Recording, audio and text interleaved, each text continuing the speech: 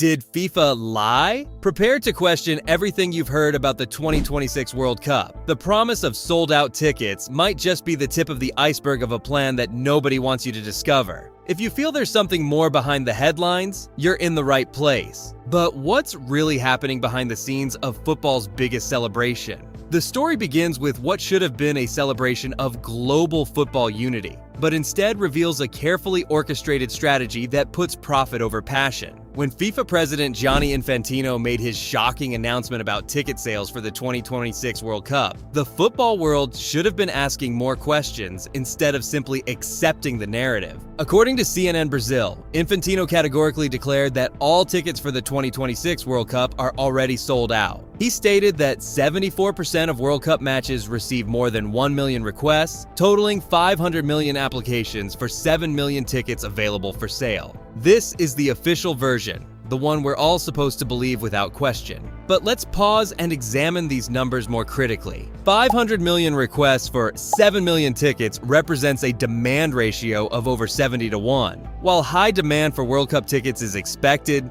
these figures suggest something far more complex than simple enthusiasm for football. The sheer mathematical impossibility of satisfying such demand raises fundamental questions about the transparency and fairness of the entire process. What makes this even more suspicious is the timing and context of these announcements. FIFA has a history of controversial decisions, from the selection of host countries to the treatment of migrant workers. And now they're asking us to accept that the most democratic sporting event in the world has become essentially inaccessible to ordinary fans. The real question isn't whether there's high demand for World Cup tickets. Of course there is. The question is whether FIFA is being honest about how they're managing that demand and who really gets access to these coveted tickets. Still, according to CNN Brazil, Infantino made these declarations while participating in the new Peace Council led by Donald Trump and guaranteed that ticket prices won't affect attendance. FIFA, according to the report, dismisses any questions about bots in the process, ensuring that transactions were validated by credit cards. But stop and think. 500 million requests for 7 million tickets. This isn't just massive demand.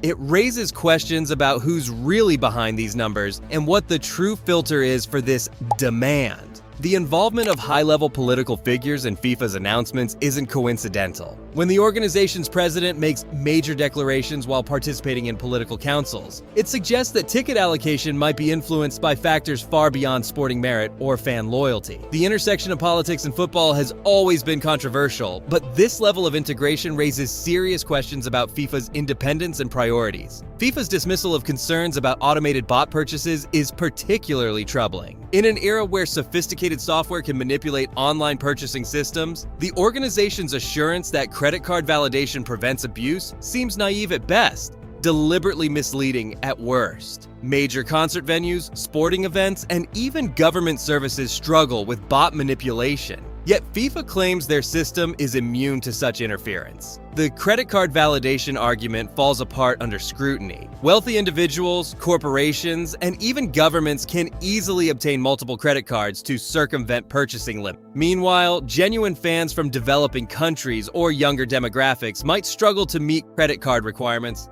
effectively excluding entire populations from accessing tickets. The mathematical reality is stark. If 500 million people genuinely requested tickets and only 7 million are available, then over 99% of applicants will be disappointed. This level of exclusivity transforms the World Cup from a global celebration into an elite event accessible only to the privileged few. But perhaps most concerning is what these numbers reveal about FIFA's understanding of their own event. Either they're genuinely surprised by the demand, which would indicate incompetent planning, or they're deliberately creating artificial scarcity to drive up prices and control access. Infantino further revealed to CNBC, as reported by CNN Brazil, that they reserved some for last-minute sales, of course, but all tickets are sold out. Here's the crucial point. If all tickets are already sold out, how can there still be last-minute sales? Doesn't this sound strange? Isn't this a loophole? An indication that the scenario isn't as transparent as it seems? It's a classic tactic to maintain control and keep expectations high while the real game happens behind the scenes.